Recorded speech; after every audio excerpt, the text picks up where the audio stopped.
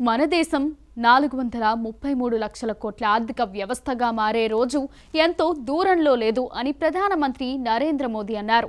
నిన్న ఢిల్లీలో జరిగిన ఉపాధిపై బడ్జెట్ అనంతరం ఆన్లైన్ సెమినార్లో వీడియో కాన్ఫరెన్స్ ద్వారా ఆయన ప్రసంగించారు. 2014 నుండి 3 కోట్ల మంది యువతకు నైపుణ్య శిక్షణ అందించినట్లు ఈ సందర్భంగా ప్రధాని వెల్లడించారు. ప్రభుత్వం 10,000 ఐఐటీలను అప్గ్రేడ్ చేయాలని, 5 ఎక్సలెన్స్ సెంటర్లను ఏర్పాటు చేయాలని నిర్ణయించినట్టు తెలిపారు. మన దేశం 329 లక్షల కోట్ల రూపాయల ఆర్థిక వ్యవస్థగా మారింది. ఇది 433 లక్షల కోట్ల రూపాయలుగా మారే రోజు ఎంతో దూరంలో లేదు. జాతీయ అభివృద్ధికి నైపుణ్యాభివృద్ధి, ప్రతిభ అభివృద్ధి చాలా ముఖ్యమైనవి. ఈ రంగాలలో మరిన్ని పెట్టుబడులు అవసరమని ప్రధాని మోదీ వివరించారు. ప్రజలలో పెట్టుబడి పెట్టడం అనే ఆలోచన విద్య, ఆరోగ్యం, నైపుణ్య అభివృద్ధి అనే 3 స్తంభాలపై ఆధారపడి ఉంటుందని మోదీ చెప్పారు. ఈ రంగాలలో పెట్టుబడులు పెట్టడం ద్వారా అందరూ దేశ ఆర్థిక అభివృద్ధికి సహాయం చేయాలి.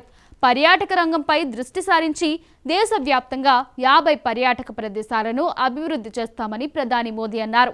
ఈ ప్రదేశాలలో హోటళ్లకు మౌలిక సదుపాయాలు, హోదా ఇవ్వడం వల్ల పర్యాటకం సులభతరం అవుతుందన్నారు. స్థానిక ఉపాధి పెరుగుతుంది అంటూ ప్రధాని వెల్లడించారు.